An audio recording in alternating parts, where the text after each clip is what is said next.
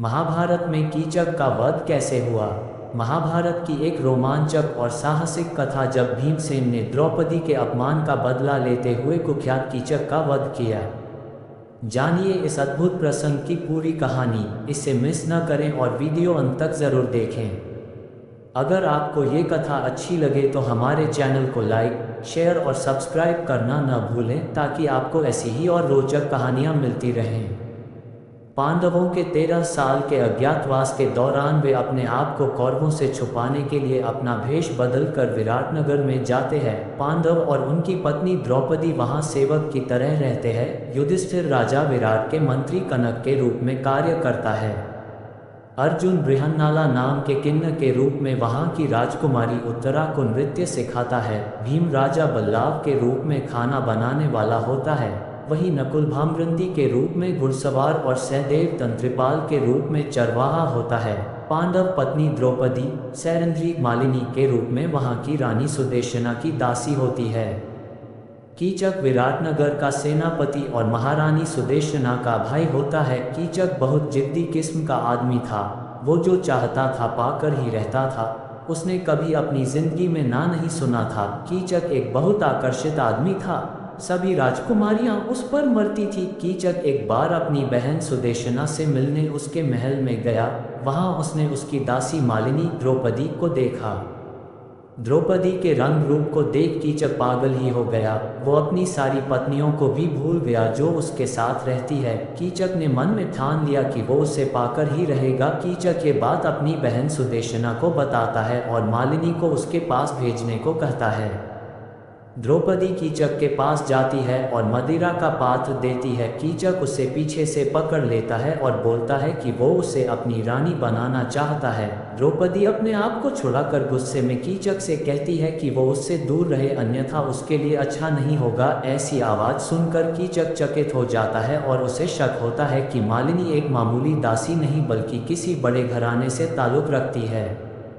इसी दौरान दुर्योधन शकुनी विराटनगर आते हैं और राजा विराट से मिलते हैं। वे राजा विराट से कहते हैं कि पांडव पिछले 1 साल से उनके नगर में रह रहे हैं। तब राजा विराट बोलते हैं कि उन्हें इस बारे में नहीं पता और उन्होंने पांडव को शरण नहीं दी है। तब दुर्योधन राजा विराट को बोलता है कि अगर वो उसका साथ नहीं देंगे तो वो उन्हें मार डालेगा। दुर्योधन द्रौपदी के बारे में भी राजा विराट को बताता है। वो बोलता है कि वो बहुत सुंदर और आकर्षित है। ये बातें कीचक सुन लेता है और वो समझ जाता है कि मालिनी ही द्रौपदी है। तब कीचक दुर्योधन के पास जाकर पांडवों को ढूंढने में उनकी मदद करने को कहता है। ये बात वो राजा विराट को भी नहीं बताता है। कीचक जो कि जान चुका था द्रौपदी की सच्चाई, उसके पास जाकर उसे द्रौपदी नाम से बुलाता है। ये सुन द्रौपदी अचंभित हो जाती है। कीचक उसे धमकाने लगता है। वो उससे बोलता है कि वह रात को उसके कक्ष में आए, नहीं तो द्रौपदी की सच्चाई वो सबको बता देगा। कीचक उससे बोलता है कि वैसे भी उसके 5 पति है, 6 हो जाने से कोई फर्क नहीं पड़ेगा। द्रौपदी कीचक की बातें सुन परेशान हो जाती है और पांडवों से मिलने जाती है।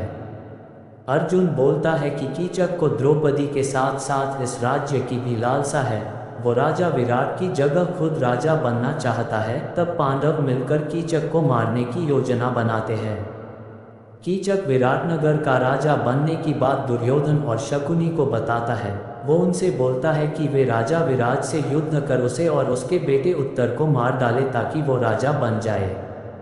बदले में वो पांडवों को खोजकर उनका अज्ञातवास तोड़ने का वादा करता है। दुर्योधन उसकी बात मान जाता है। कीचक के जाने के बाद शकुनी दुर्योधन को समझाता है कि कीचक का वध भीम आज ही कर देगा। वो उसे बोलता है कि द्रौपदी का अपमान पांडव कभी सहन नहीं कर सकते।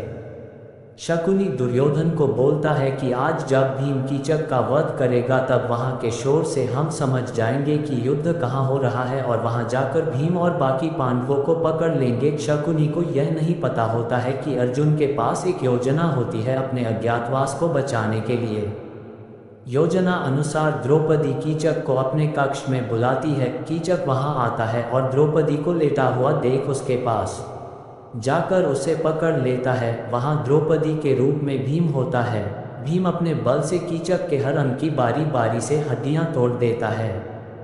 दोनों के बीच हो रहे शोर को छुपाने के लिए अर्जुन जो नाचने वाला होता है उसी समय तबले की थाप और घुंघरू से शोर करने लगता है, जिस वजह से पूरे महल में सिर्फ वही आवाज़ होती है और दुर्योधन एवं शकुनी भीम तक नहीं पहुंच पाते हैं। भीम कीचक को इस तरह मारता है कि कोई भी उसे पहचान तक नहीं पाता है।